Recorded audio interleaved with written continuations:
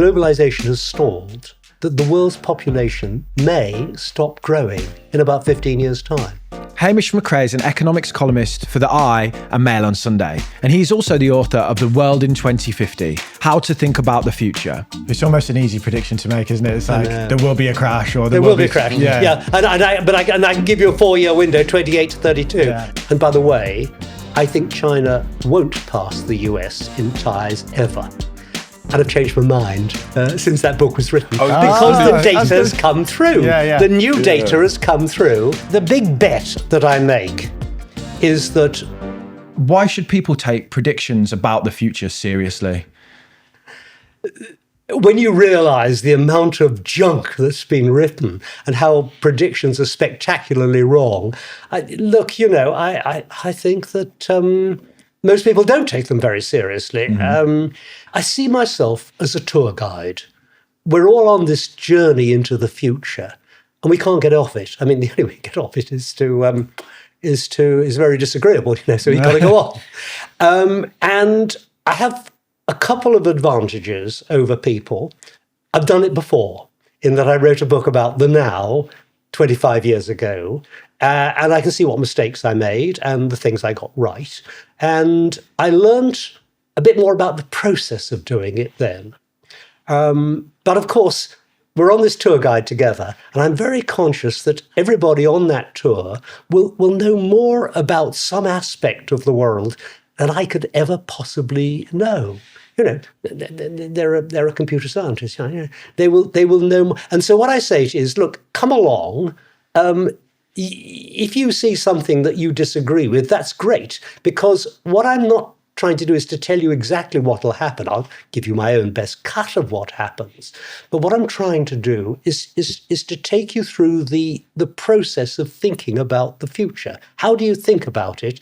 How do you keep on changing your mind as new information comes along? And if you say to, okay, McRae, what did you get right 25 years ago? Well, I got a couple of things right. I got Brexit right. I predicted it was quite likely that we'd be out of the EU by 2020. I got populism in America right. No, Trumpism, I didn't know it'd be Trump, of course, but I could see some kind of rebellion against the liberal elite. And that, I don't think I'm particularly clever. It must have been evident in the early 90s that would happen. And I did at least have half a page about a pandemic. So, there was a bit, the things that I got wrong, and this is also helpful to read, you've got to be honest with your readers. I managed to write a book in the early 90s without mentioning the word the internet. Now, my defense is that though it existed, there were no browsers, there were no search engines. The browser was just coming in, like the very first one. I could see the computers being linked, but I couldn't see how. And so anyway, that was the process. So I say to people, don't take what I say as what will happen. Use this process to keep thinking about the way the future may unfold, and you will be better placed to shape your lives, because we all make implicit assumptions about the future. You buy a house, we make an assumption about what will happen to house prices, what will happen to interest rates. Let's try and do this so in a more orderly, logical way. So when things come along and change, then you're prepared for it. What is that process then? Because, you've spoken about geopolitics there, you've spoken about technology, pandemics. There's a lot of expertise. A lot of stuff. Yeah, like how can you possibly make predictions about that? And how can someone else kind of adopt some of that process? I'm an economist. There is a fair amount of economic work going on about predicting growth. So if you can see the rough size, very, very broadly, of different economies in the world 25 years ahead, you have a basic intellectual framework. That then affects politics. So the best example I can give is, does China become the world's largest economy at some stage in 15 years' time? Because if it does, that has profound implications for the United States, and indeed for Europe, and indeed for the rest of the world. Do they look to China or do they look to America? And we can see now two two broad blocks emerging in the world, the West and the rest. And so that tells you that gives you one building block which has political implications. And by the way, I think China won't pass the US in ties ever. And I've changed my mind since that book was written because the data has come through. The new data has come through, and I think it's changed. And I think I can't remember whether I've suggested this may not happen in the paper. I didn't change much in the paper, but it's not fair to readers. But so that gives you an example of something where you just, as the data comes in, you think, wait a minute, that isn't going to happen. What looked likely now looks unlikely. And that changes geopolitics, of course. Yeah, because you said that you thought in the book, you said that America would decline for a bit and China would take over and then America might come back. Exactly. So now how do you feel? Exactly. I think now China will fade earlier. I thought China would probably start fading in, 2050 or whatever.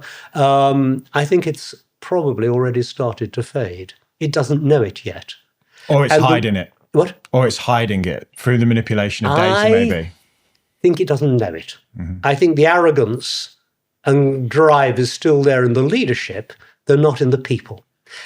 And the reason for this, one prime reason, which is a very important building block for the future, is population growth. Yeah.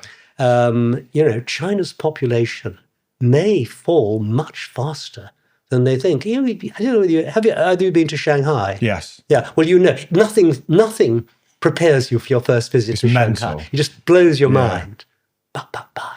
But, did you know that the birth fertility rate in China is about 0.8 babies per mum? So the population will start cascading down, already is. I have friends there, they have one child. They're lucky. A lot of people don't. Yeah, you speak of this, like the youthful exuberance is being replaced by like a middling, aging population, right? And then the challenges that brings with it. And that's a big call I make in the book, that China will have some sort of discontinuity in the 2030s. And what will that be? I don't know. It may be a change within the party, but it will start to turn inwards. Xi Jinping dying maybe might be that catalyst. Well, that could be it. He could be deposed. There could be a revolution. The big question is, does the change happen within the party, or is the party, which will have had only 100 years old or so, which in Chinese history is nothing, is over? Is there a new dynasty begins? You can't see any of this. But what I think you can see, and I make this call, is that at some stage, probably in the 2030s, China will stop looking out and start to look in. Oh, and by the way, the Chinese wanted to publish the book, but if they published it, they would want to either excise or have the chapters on China partly rewritten. Yeah, of course. And that's a road down which the CCP is great. I predict that there's great things for the CCP. Exactly. I'd have loved to have done it. In fact, it came out in Taiwan instead. So, and you mentioned in the book that you think that China are going to invade. There will be like disputes with China and Taiwan. I think the disputes go on. Yeah. The question: do they invade? Yeah. And we don't know. It may be that Russia's experience in Ukraine has inoculated them against it. We don't know. I think the balance of probabilities they won't. But I'm not a China expert. Come back to the process. There was something in the book that made me think about predictions, where you said, we are still flying around in planes today that were made in the 90s. So I can safely say that by 2040, 50, we're probably going to still be flying around in planes today. There's elements of prediction like that are easier to make than others, aren't there? So what areas of prediction can you say, we can be really confident about that sort of prediction, but this here is a guess, Physics don't change. Yeah. And an aircraft now is civil aviation is brilliant, but it is at the limits of physics, because if you go supersonic, your costs just whiz out of it. You can do it. You do rockets. But that particular thing doesn't work financially. Physics don't, and I did put in a little note somewhere just acknowledging that there may be another physics out there. Okay. Yeah. But Yeah. we New don't, science. let's assume it isn't. Yeah. There may be something else there Yeah. that we just don't know about. Outer space, whatever. But let's assume the physics we've got will stick for another 25, 30 years. So that's fairly easy to say that we will still be driving around in the cars we've got now. Okay, shall they have electric engines? And that's been transformed by one person, Musk. That's easy. What is very difficult is to see how high-tech changes and how electronics changes. And my best example of this is the iPhone. It's only, it's less than 20 years ago that Steve Jobs came out in that famous video holding it up. Sometime, every now and again, something comes along that changes everything, and holding it. And but even he could not foresee the changes that would take place. If you think of the early 2000s, 20 years ago, there was the Nokia communicator. There were mobile phones, but there were no apps, or the apps were, Facebook was still in its infancy. It was a desktop thing. Yeah. And so I think getting technology right is really, really difficult. And there's actually a very good example between the hardback and the paperback, which was ChatGPT. AI was known about and was all happening, but it was not really useful. People were fiddling around with it until ChatGPT came along, and that happened in November, 6 months after the. And what I just acknowledged in my thing is this may be the technology that really does change everything, and I'm a huge bull for it because I think it does, as an economist, it does for services what the moving production line did for manufacturing. It enables huge improvements in quality and huge decreases in cost. Yeah.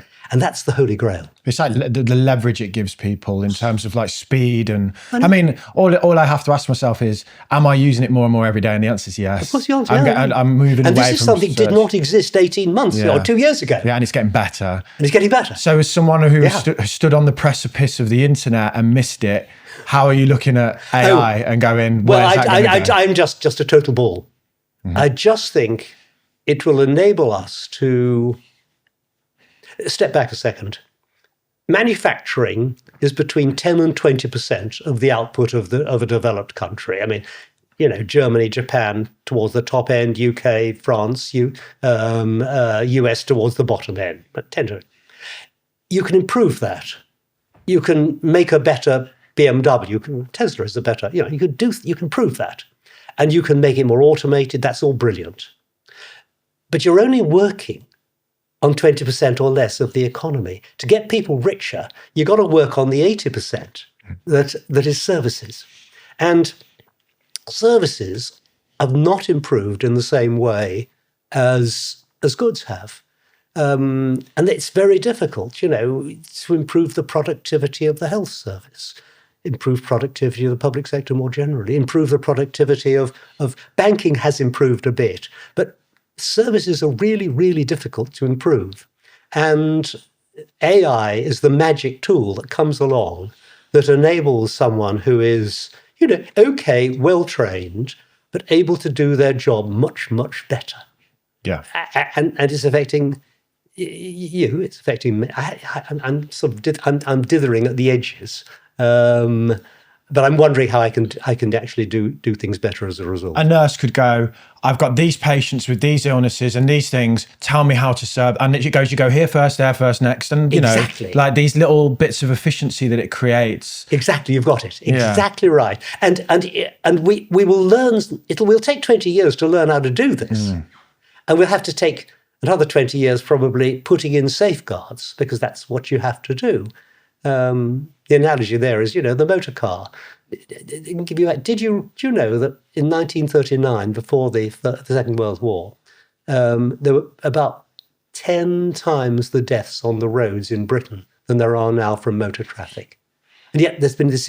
And the reason is, they invented driving tests. They invented seatbelts. And we've got to have seatbelts, for AI. People fought them, didn't they? It was Volvo, maybe, who bought them in. And people were like, you can't tell me what to do. I'm not wearing that thing. I'll go through the windscreen. Do you think it will take 20 years for us to put safeguards and things in AI? Because with the internet, it didn't take us 20 years to really get to use it properly. A good question. It's taken us quite a while to put in safeguards for social media. Yes. Yeah, they're probably still not there. They're not there yet. They're not there yet. Just to take the internet seriously, it's actually real life. We still think of it as like, no, it's not real. Revenge porn, as an example. Protecting kids from screens. Trying to get some sort of order into politics. So if people lie on the internet, there's some way of countering that lie. And I don't mean little lies, I mean big ones. Yeah. I think it moves so quick that the regulators are so slow as well. They're still like, what is a large language model or whatever, whereas this, it's already moving well ahead, isn't it? Yeah. Like the copyright debate. And this things. relates back to this timing of control of AI. I don't believe the stuff that it'll end humankind. You can get a headline if you say something about humankind. We've just clipped that. End humankind AI. Yeah, we got it. Thank you very much. But it's a good headline. But I do believe it'll take quite a long time to learn, because we don't know what it can do. So we can't govern it and regulate until we know what it can do. And it'll be a continuing process. One group of people that don't really seem to get much help with their finances are small business owners. They're not really big enough to have a CFO or a finance director, so they often outsource work to do with their finances like accounting. This can result in a few things, but one of them is they don't get good, actionable advice on what to do with the excess money inside of their business. And what normally happens is they just leave that cash sat in a business bank account, getting no interest. This is why we're happy that we're partnering with Tide. They offer an instant access saver account where new customers can get 4.07% AER variable on unlimited deposits until June 1st, 2025. If you'd like to put the excess capital in your business bank account to good use, head to the link in the description. You'll also find there the full offers, T's and C's and Tide's terms. The variable rate is correct as of the 19th of December, 2024. On your process, you have...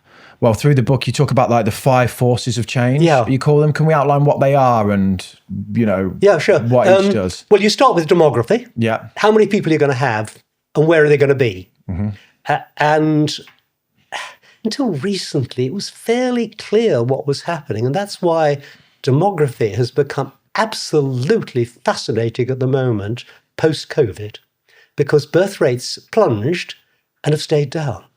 And I even saw a statistic, which not in the book at all, just a few months ago, that the world's population may stop growing in about 15 years' time. Now, I don't think that's going to happen. But if you know how many people you're going to have in the world or in different countries, and if you know roughly how old they'll be, then you can start to do a building block of what will happen to the economy. Because if you haven't got so many people, the economy's going to get smaller. If you have a big influx of people, from migration and so on, it will get larger. So that's that's one of your big building blocks. Another building block is the environment. Profound concern. And we've gone from there being lots of concerns, urban pollution, which sort of is gradually getting better, to being one huge humdinger of one, which is climate change. Yeah, it was always like the hole in the ozone and all these little things. And now it's just like, no, global warming. I worry, actually, some of them we should be worrying about too. Are they all too. Symptoms of the main thing? But global warming, the climate change is the big one. Yeah. And then you start to make decisions about that or assumptions. Will we be towards the top end of the projected global warming thing? If so, what will we do about it? Will we panic? How does technology help? Are there technological advances out there that we don't yet know about? And I don't mean, windmills.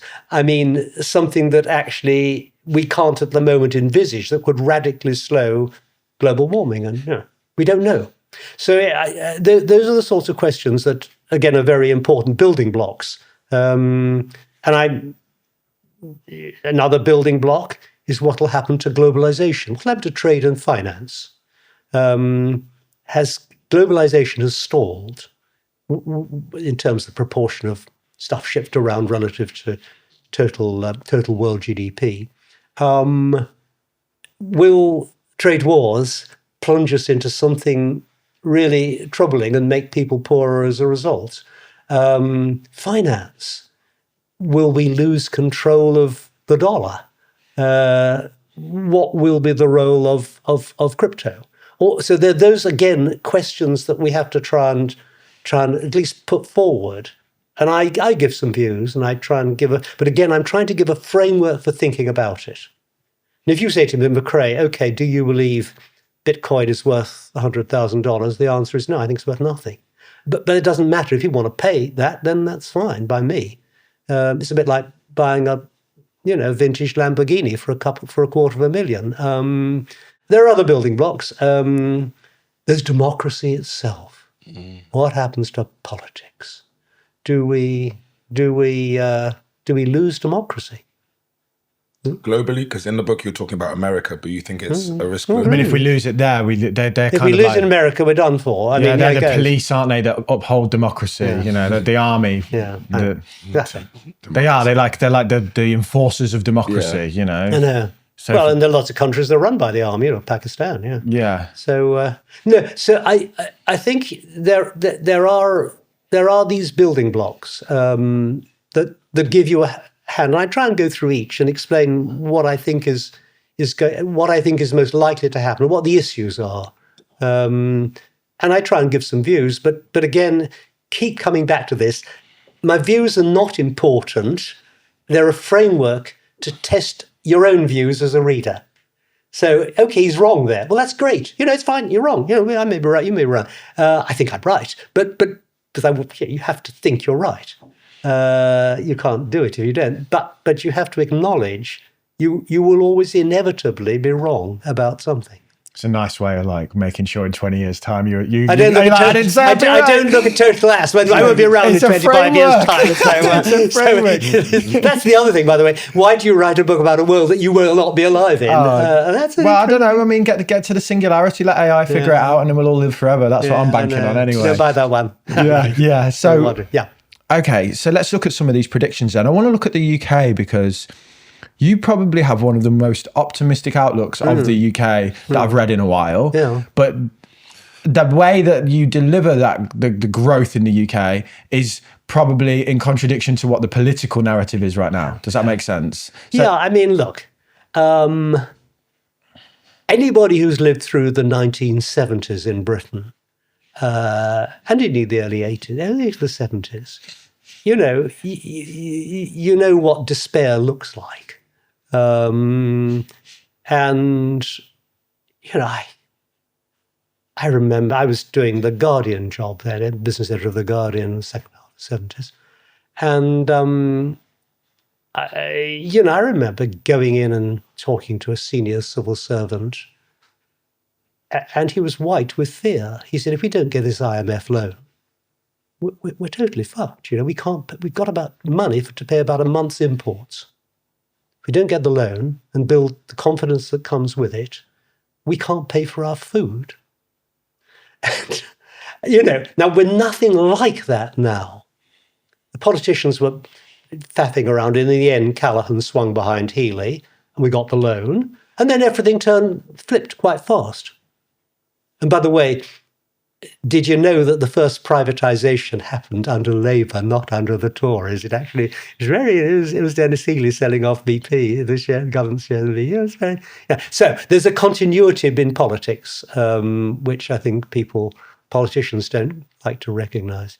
So if you know despair, and you saw the turnaround, bumpy turnaround, not well done, but had to be done, you can see it's nothing like as bad as that now. What is competitive advantage in the world? You look at what we can do. good high-tech manufacturing, small, but good. Decent craft industries, small, but good. Put in a rather, manufacturing will not need to get any smaller. Or at least not significantly so. What we've got is good. Not perfect, but good. You look then at the strengths in services. Second largest exporter of services in the world after America. By a huge margin. No one else is near. And that's not just banking and finance. It's legal services, unfortunately. It's education. It's education. We regard it as normal that 4, 5 or 6, depending on, 4, depending how you measure it, 3 or 4 of the top 10 universities in the world are British. Most countries would give their eye teeth to have one in the top 20.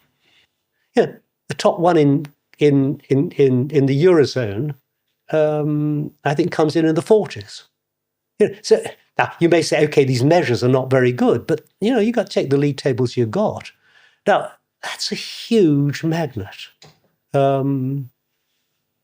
We also have relatively strong population prospects from immigration. This is a place people want to immigrate into. Do you where do you go? You're a really bright Nigerian. I am, thank you. Are you really? Appreciate you, thanks. See, we need more guests like this to just say it how it is. Just speak to the audience about me. I like that. Yeah, I didn't know that. I guessed you were somewhere, maybe south of Sahara, but maybe way back. No, I guess you're really good. Where else? It's from Maida Vale, north of the river, West London. Where else do you go, though? You can go to America. But it's difficult. It's difficult. Difficult to get in.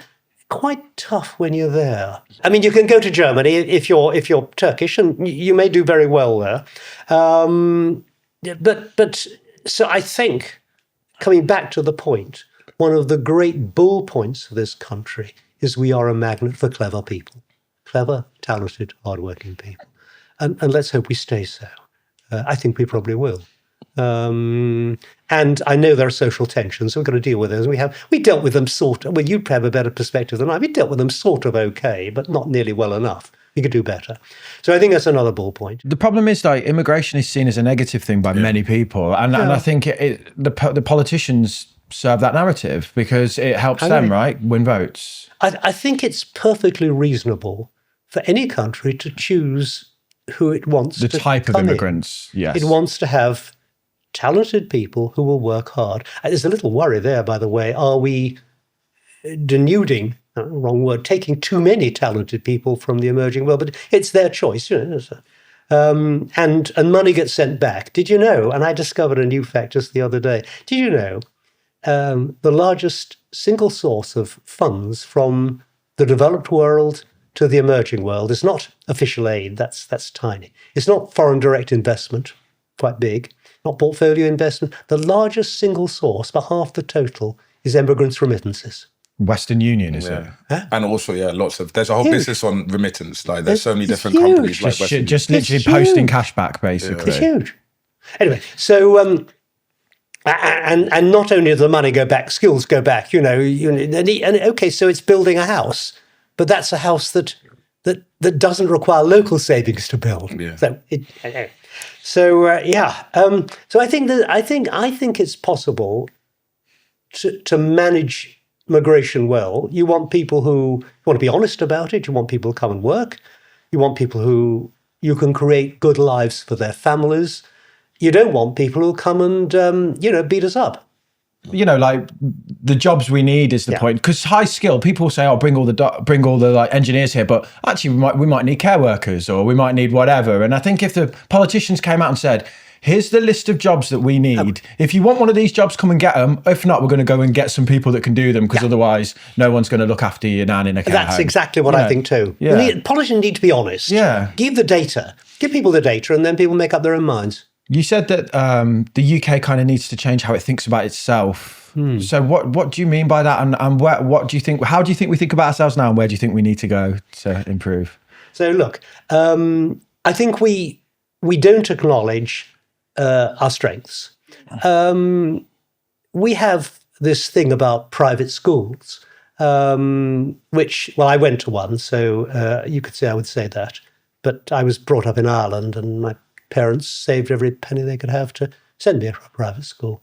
And by the way, that's another thing. If you come to this country with the clothes, I was born here. If you come to this country with the clothes you stand up in, as I did when I was 22, you think it might be all right. They'll give you some opportunities, and I therefore feel grateful to the country for having been given this opportunity. I had a British passport, but I hadn't actually been here much until I was hardly at all, till I was 22. So there. I think we just need to see ourselves not in some sort of stupid post-imperial place, or feeling upset about our past. We've done some bad things, done some good things, as has everyone, every country in the world.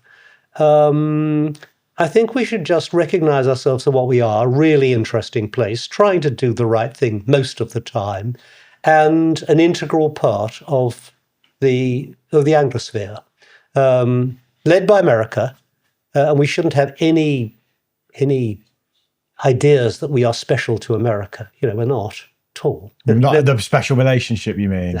No, but we're useful to them. Yeah, and it'll be transactional, and that's fine. As long as we know, if they want something from us, we find out what we want from them. Mm-hmm. It's fine. Cybersecurity is becoming a growing concern for businesses in the UK. Hacking, phishing, duping. Look, I get it. I see people spoofing my account and likeness all of the time online to scam people. So if you want to get your business cyber secure and prove that you're secure, then you need to check out our partner, Vanta. Whether you're a startup growing fast or you're already established, Vanta can help you get certified with stuff like GDPR and ISO 27001 without all of the headaches. Vanta massively reduces the time and effort you need to spend on cybersecurity. For example, the questionnaires that you have to fill out to prove you're compliant with these standards. With Vanta, you can get them done up to 5 times faster. The beauty is Vanta allows you to stop stressing over cybersecurity, taking up headspace so you can focus on what you do best, which is growing your business. You can get $1,000 off today by going to vanta.com/makingmoney. There's a link in the description for you. Who are in the Anglosphere? Oh gosh, well there's 2 Anglospheres. Okay. There's the narrow Anglosphere, which is us, led by America, us, Canada, Australia, New Zealand, and then there's the wider one, which is Singapore, Scandinavia, speak English.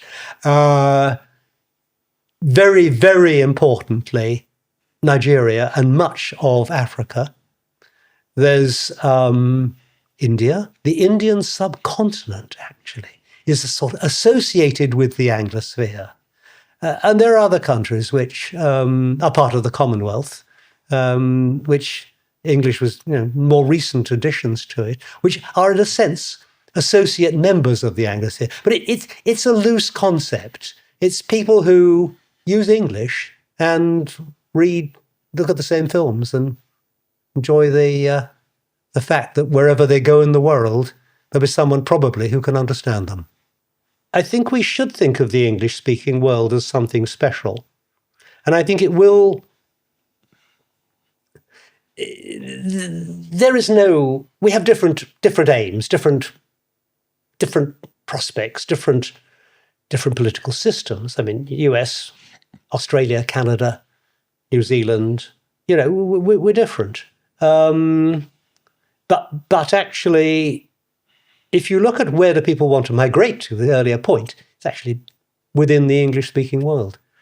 So I was just going to say, in the Anglosphere, do you think that is your prediction for the future that we start working closer together with the other English-speaking countries? Where it suits us and where it suits them.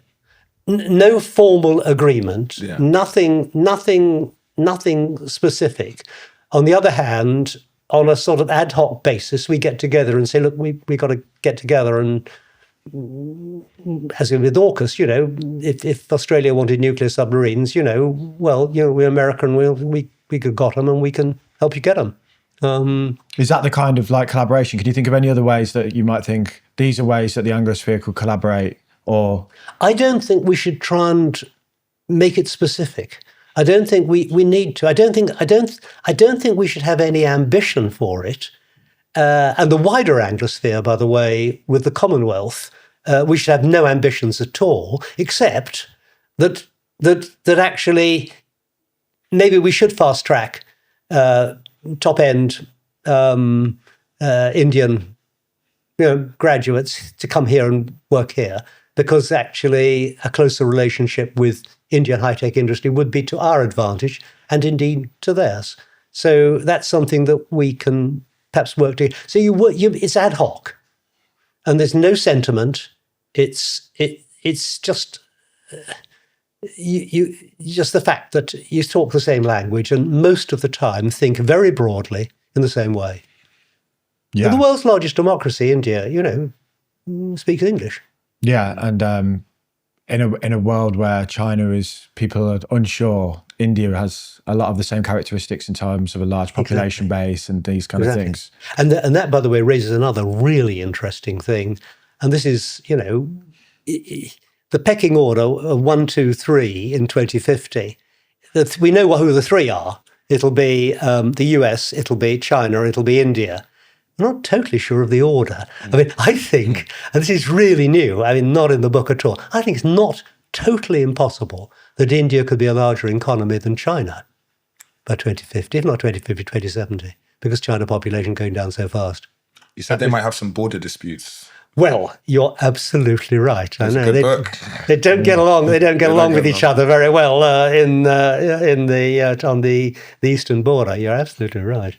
One thing that I found really interesting from the book was you pointing out that actually this idea that the West is the superior part of the world, or that it's quite new, and actually it's bookmarked by Asian dominance. We've always lived in a kind of an Asian world, and we've emerged for 100 years, and we might revert back to that.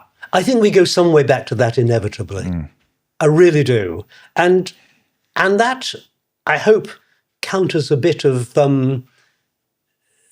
our arrogance, actually. Do you think the West is arrogant then? Yeah. I don't like it.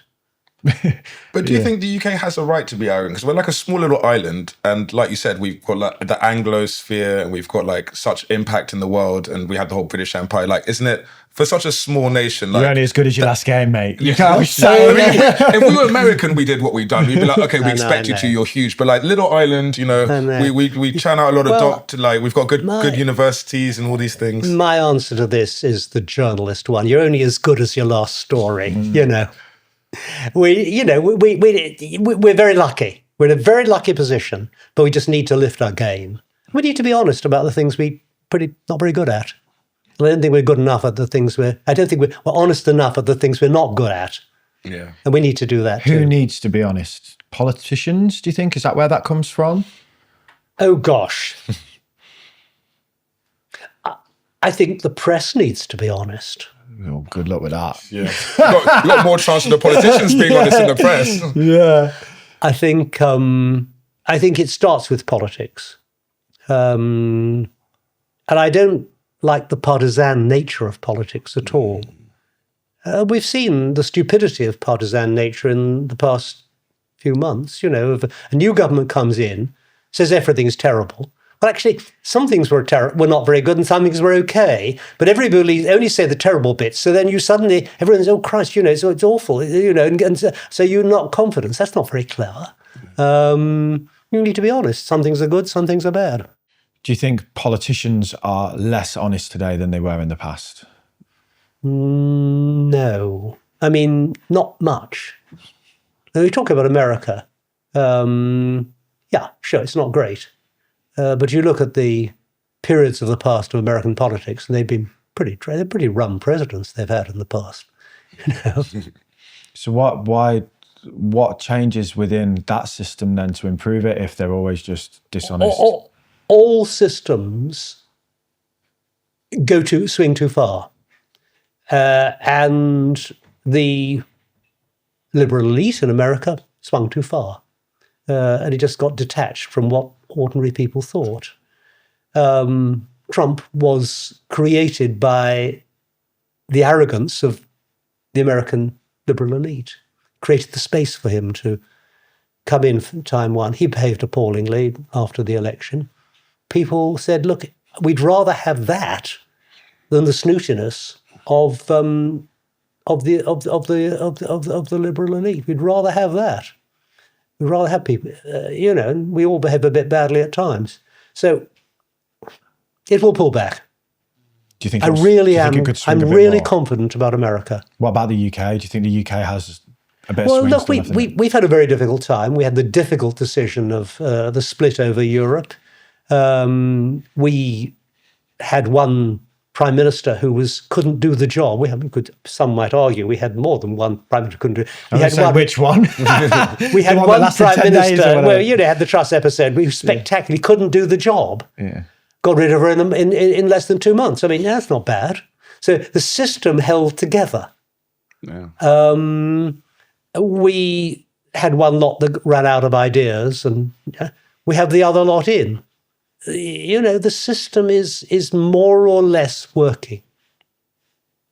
Okay. And if this lot doesn't work, then they'll be got rid of and we have something else. I want to talk about another system then. I want to talk about finances and the threats there, because I think it's hyper relevant to the audience. If I sit here now and I say, like, what are the big concerns on the horizon? One thing for me would be pensions and pension savings and a shift away from defined benefit schemes to auto-enrollment. Is it enough? Have people got enough? And there's a generation of 40, 50-year-olds who have not got either benefit. And what are they going to do? So what do you think your predictions are for people's retirements leading up to 2050? Well, can I just say, first of all, I think what you're doing, focusing on all this, is great. Thank you. I really do. I think what the newspapers do in their personal finance sections is pretty darn good too. I just think we just need much more education of everybody, and the thing that really bugs me is people saying, well, I can't be bothered with pensions. They're a scam. I hear that a lot. I mean, that's a hangover from probably when you were like in the 90s or 80s. When was it? The raiding on corporate pensions and BHS, was it? Or Robert Maxwell didn't help much matters either. No, I know. Yeah. So by the 2050, we'll be pushing. Currently, we'd be at state pension age. We won't be by then, but we would certainly be within shot of going, okay, state pension. Yeah. So do you think it'll exist? I think state pension continues. I think you can fix it quite well by pushing up the retirement age, and not just the official retirement age, but getting more and more 50-somethings who are thinking of leaving, 60-somethings who are thinking of retiring early, to keeping them in the workforce. And that's a longevity thing. And there's a lot of work going on about this, and you'd be closer to this probably than I am, just making sure that people don't fall out of the workforce, have the skills, have the attitudes, and a 55-year-old, why should I change? Well, because you will be healthier if you change a bit and have a job. Yeah. You'll be healthier. You'll certainly be wealthier.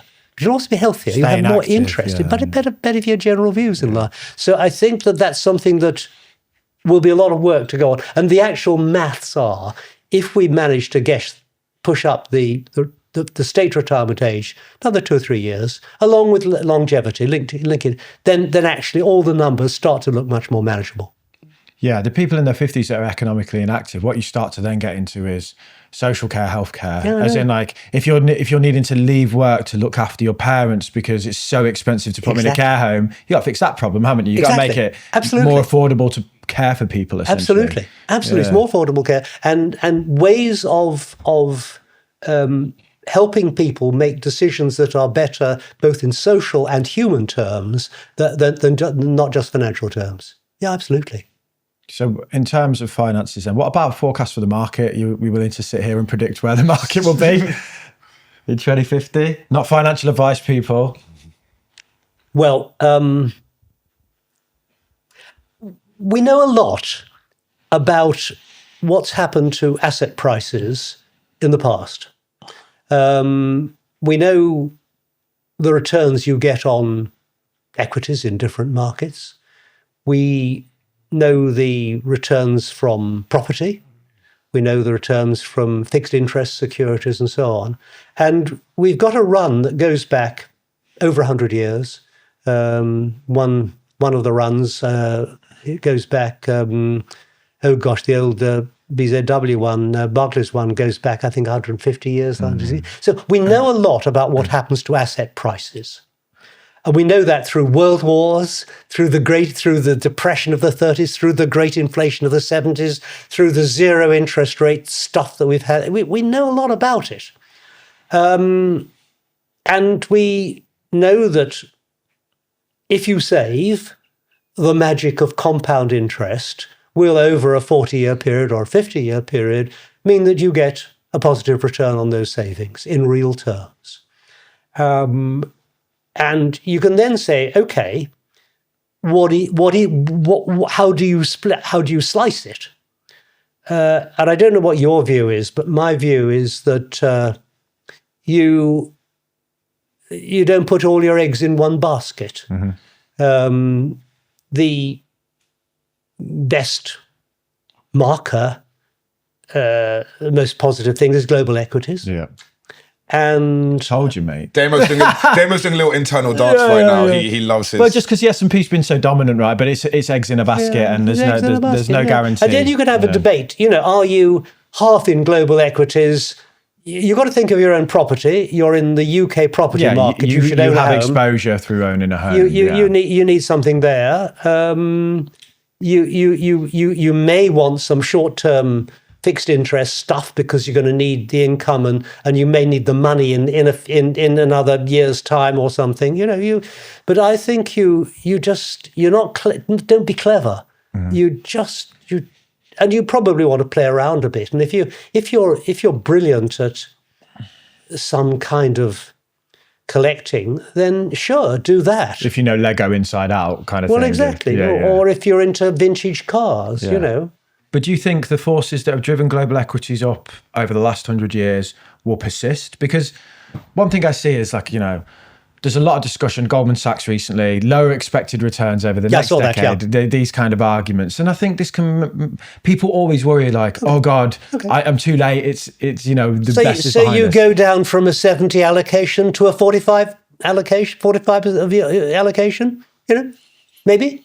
What else do you do, Yeah, I think this is a key point. What else? Where else are you going to put your money? Where else are you putting it? Yeah, and I think that the key message, in the book, I worry about we will lose money, we will lose fiat money, and we will go to something else. Then, you talked about broad exposure there a second ago. You should have some gold, probably. Yeah. Probably. Okay. So Not now, maybe, but you should have some gold. You said global equities, property, gold. Why not a bit of Bitcoin then? Why not as part of your broad exposure? 5% of your money 1% in gold. would do it.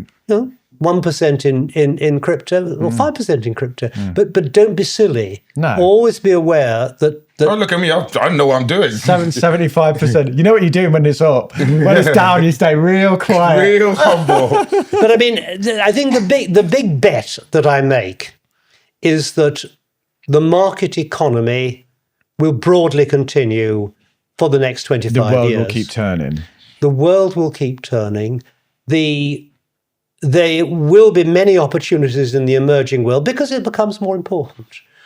But you shouldn't be silly about it because there are governance issues and there are all sorts of other issues there.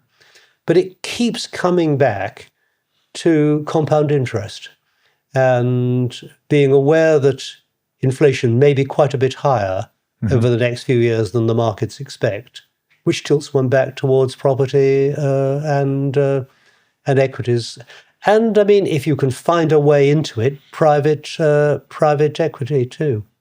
For someone buying, say, like a global equity fund, then where they're just betting on the world turning, market capitalization weighted, so that's 65% of that is going to be in America anyway. Do you think that's the kind of equity investment that is okay for people, or do you think that that going forward now they need to be a little bit more deliberate about what they buy? I don't know. I'd love to be able to give you a very clear steer on it, but I can't. I think what I would say is you can have a strategy that is global equities, which I think is broadly the right strategy. You're allowed, however, to say, look, I do think America is overvalued at the moment vis-a-vis other markets, even allowing for everything. And I think the dollar is overvalued vis-a-vis other currencies, even allowing for everything. So, okay, I'm going to shade down that proportion of investment in America a bit. I'm not going to dump it. But, you're allowed to say, I would rather have more in the UK or more in sterling, given that the FTSE is, poor old FTSE is at least, about 80% of the revenues come from outside the UK. You can say, at the moment, I would like to have more in Europe because I believe Europe is underpriced at the moment. You can say, I would like to have more in the emerging world, despite the bumpiness of returns and really very disappointing over the last 10 years. But I think there's a decent chance that it's, but you don't diverge too far from the norm.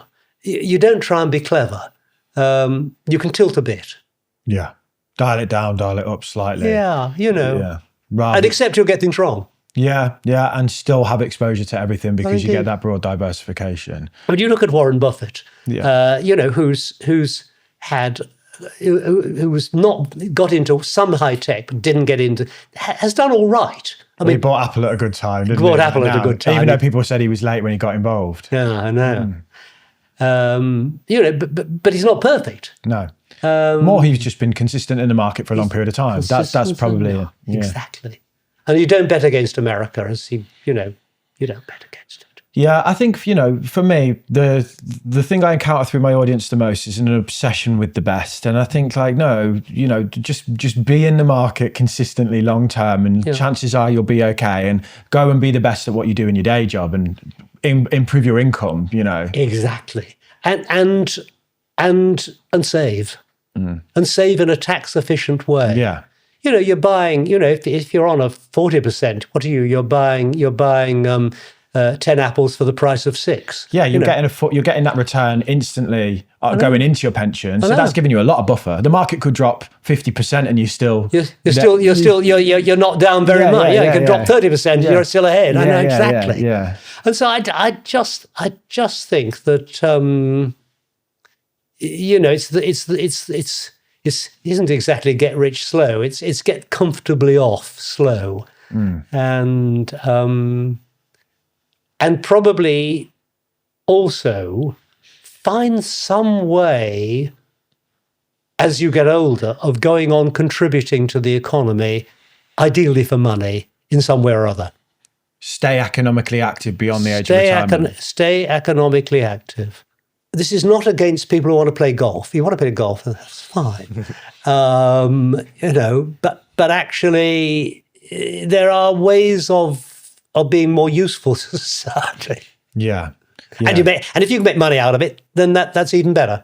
My granddad always used to say to me, my friends all retired and they died, so I'm going to work until the day I die. Yeah. And he worked until he was about 85. Really? Yeah. I mean, what was he doing? He was like the local scout leader in an admin role and things. When I say work, the level of like work dropped. Yeah. But he was still very active. Yeah. And then he was working at his job, and he went from very senior to kind of like an administration role within it.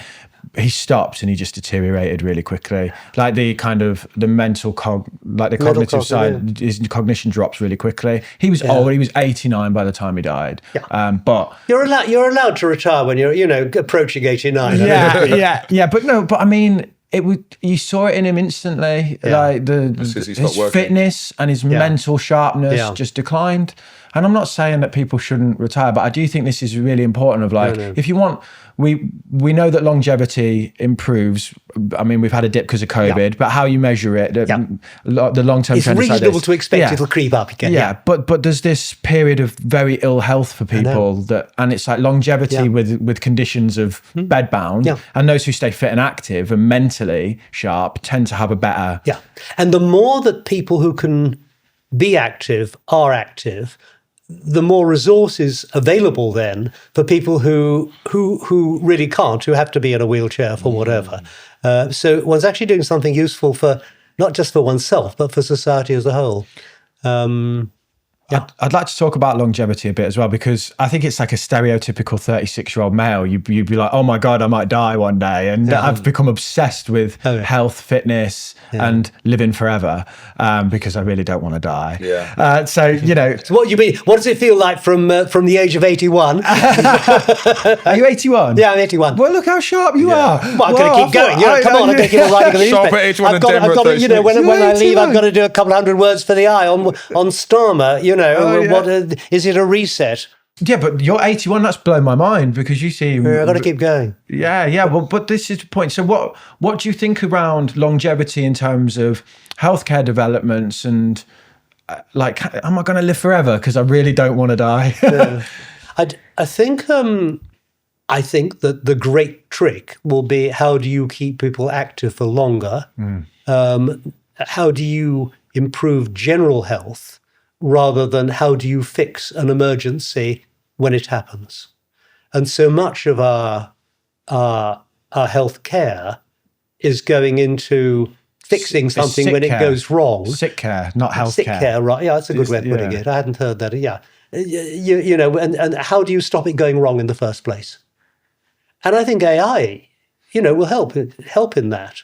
If you have this massive data, which we will have, which we are increasingly do have, and AI can sort it out, it may well be that we can actually make a radical improvement to people's health before they start to get ill.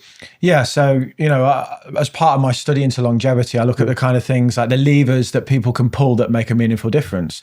Sleep, diet, walk 10,000 steps. These kind of things are like, they're like the biggest things that an individual can do to improve their longevity. And like, getting enough steps, it can be as simple as, I have like a wearable ring and those devices, and it just goes, get moving, do some steps. Do you know what I mean? Like those little nudges. And that could improve overall health massively and reduce the pressure on the NHS. Absolutely. Just by people not Well, the sitting 10,000 step thing is a lovely round number, and I try and do it, sure. You said within the book that you think within 2040 that the financial system could have another sort of Great Depression moment. Yeah. I think, as an economist, we know there is an economic cycle. We know goes up, goes down, goes up, goes down. We've just had a humdinger of a recession, artificially created because of the pandemic. We had another one 10 years earlier, 2009, because of the banking crisis. We had one, we had in America, not here, a downturn at 2000.com, one in the early 90s, one in the early 80s. So I say, when people say, well, you know, what's going to happen the next few years, I say there will be a downturn in 2030. It won't be in 2030. It might be in 2032. It might be, but there will be some sort of downturn happening, unless you believe we've escaped from the economic cycle. We definitely haven't. I don't think so. They're part so I think of what we're doing, feature. I think we've got a mid-cycle pause at the moment. Okay. But you know, I don't, so I think there will be a downturn. How serious? I have no idea. What will it be? It could be associated with governments being overborrowed, and interest rates jacking up to 8% on government debt or something. Could be anything. I don't know what it's going to be. Another return of inflation. It could be anything. But I think there is a cycle, and we should just accept that and get on with it. It's almost an easy prediction to make, isn't it? It's like there will be a crash, or there will be a crash. Yeah. And I can give you a 4-year window, 28 to 32. Yeah. And people love hearing that. Like they need to, they don't love it. They're worried about it. So if you predict a crash, you know, like they listen. But actually, but it may not be that bad a crash. Yeah. And if you are, and it won't be universal. So if you're broadly spread, you have assets that your asset numbers go down for 2 or 3 years. On a 40-year or even 50-year investment cycle, being down a couple of years doesn't matter. Mm-hmm. Yeah. 28 to 32 is very specific. Well, I'm just saying every 10 years or so.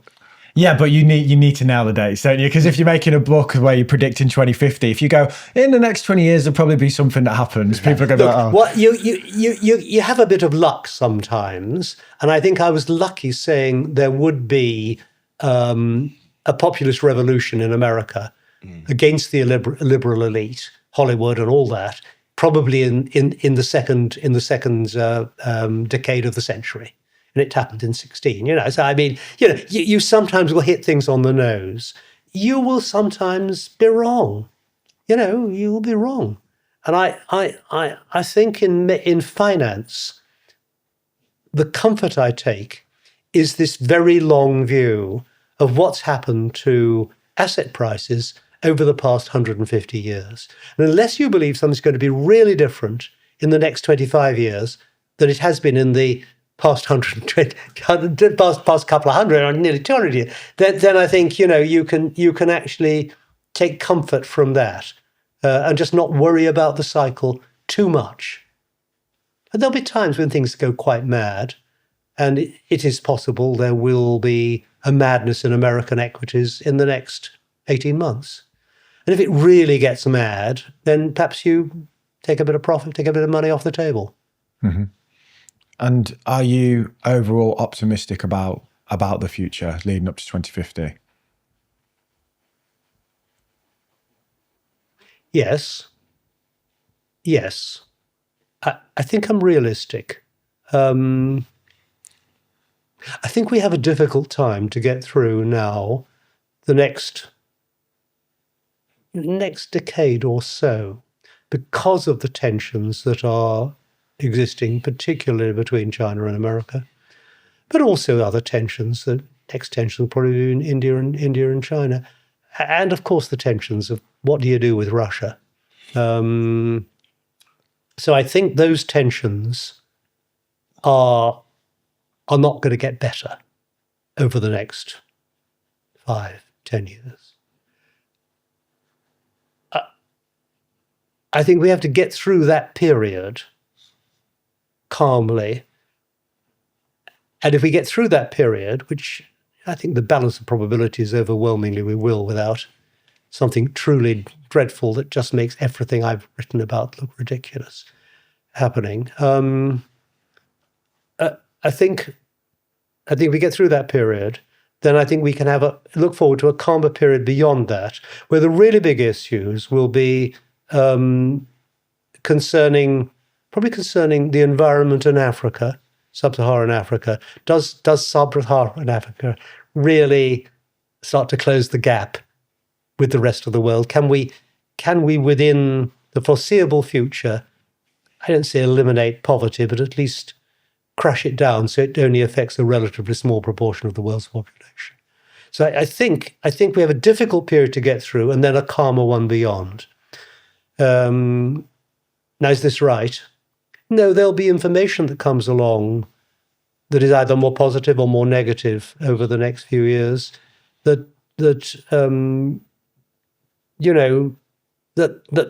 means we have to course correct and say, okay, we were worrying about that.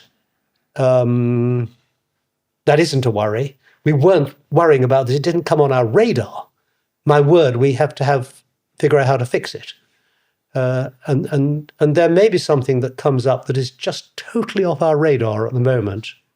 If you say to me what it is, I have no idea. But I think you always have to keep your ear cocked for... Look, it could be we're not alone in the universe. I don't think so. But you have to... I mentioned the possibility. We've got to keep our ear cocked for something that is just off the scale of our expectations, and then deal with it sort of calmly and sensibly. I take quite a lot of comfort with the way the world dealt with the pandemic. Big pharma, governments, the universities. I thought, huge hit, and we're not helped by the fact that we don't know exactly what happened. I think we know, don't we? You mentioned in your book that if it comes out that it was created in a lab in China, that might cause a bit of friction. Bit of friction. Yeah. Bit of friction. But what scared me is you also said that Russia might have an environmental disaster, like another Chernobyl. I'm worried about that. Yeah. I'm worried about that. You're worried about that? Yes. Yeah, slightly terrifying. Oh, no, absolutely. And of course you're worried about the Middle East, worried about India, Pakistan. There are lots of flashpoints. What worries me most of all is something happening that isn't in any of my flashpoints, you know. And if you say, okay, well, you read that book of hardback a couple of years ago. I had to clear the page proofs for the hardback 3 days after Russia invaded Ukraine. And what do? Well, you can't do very much at that stage. But my number 3 worry, I finished with 10 worries, 10 positives. 3 was actually Russia might do something totally outrageous. So what I did was just slip in. This has happened. My great fear is this may already be happening already. Mm-hmm. And then in the paperback, I didn't change it very much because I felt I wasn't being honest. Still didn't know the outcome. I wasn't being honest with the reader if you change your view. And then the Middle East, I mean, I can't remember, number 8 worry, number 7 worry was the Middle East will become truly unstable. We lurched towards that. So 2 of my big worries within the very short life of this book have already burst out. And some of the others will as well. Does that destroy the whole view? Well, no, I come back to where I began. We're on this journey. We can't get off it. We've got to try and, as new information comes in, we've got to try and process that and understand it. And then we have to hope that society pulls well enough together, global society, to cope with it. I think it was pretty cool to talk to Hamish. It's always good when one of our guests echoes Damien's sentiments that index fund investing in global funds is a good idea. There's quite a lot of them that have said it now. I mean, I came into this when we first started thinking, God, am I wrong? But now I'm getting more and more confident. But it is only one type of investing. There's plenty you can do. But if you want to know more about it, what we've done is we put together a completely free email that runs you through the steps and how to get involved in a global index fund. Where can you find that, Tamain? In the link in the description below.